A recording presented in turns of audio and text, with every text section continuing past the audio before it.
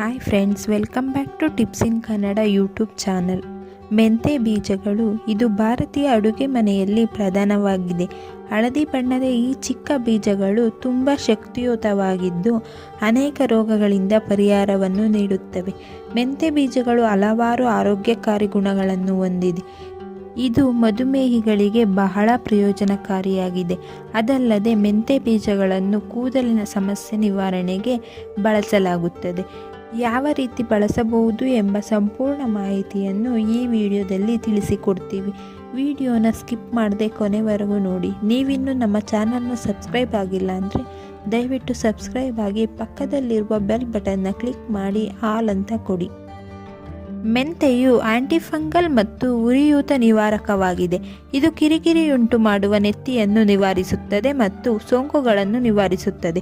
2 ಚಮಚ ಮೆಂತೆ ಬೀಜಗಳನ್ನು ರಾತ್ರಿ ಇಡೀ ನೀರಿನಲ್ಲಿ ನೆನೆಸಿಡಿ.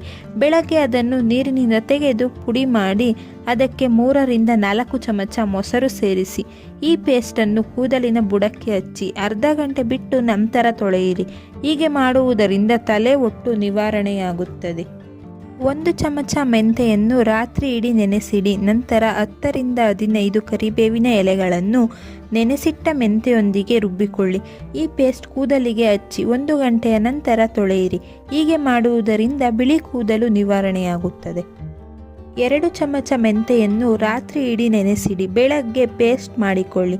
ಈ ಪೇಸ್ಟ್ಗೆ 1 ಚಮಚ ಬಾದಾಮಿ ಎಣ್ಣೆ ಮತ್ತು ಅರ್ಧ ನಿಂಬೆಹಣ್ಣು ಸೇರಿಸಿ ನೆತ್ತಿ ಮತ್ತು ಕೂದಲಿಗೆ ಚೆನ್ನಾಗಿ ಹಚ್ಚಿ 1 ಗಂಟೆಯ ನಂತರ ತೊಳೆಯಿರಿ. ವಾರದಲ್ಲಿ 2 ಬಾರಿ ಈ ರೀತಿ ಮಾಡುವುದರಿಂದ ಕೂದಲು ಹೊಳೆಯುವುದರ ಜೊತೆಗೆ ತುಂಬಾ ಸಾಫ್ಟ್ ಆಗುತ್ತೆ. ಈ ವಿಡಿಯೋ ನಿಮಗೆ ಇನ್ಫಾರ್ಮೇಟಿವ್ ಅನಿಸಿದ್ರೆ ದಯವಿಟ್ಟು ಲೈಕ್ ಮಾಡಿ, ಫ್ಯಾಮಿಲಿ ಫ್ರೆಂಡ್ಸ್ ಜೊತೆ ಶೇರ್ ಮಾಡಿ, ನಮ್ಮ ಚಾನಲ್ನ ಸಬ್ಸ್ಕ್ರೈಬ್ ಆಗಿ. Thank you for watching friends.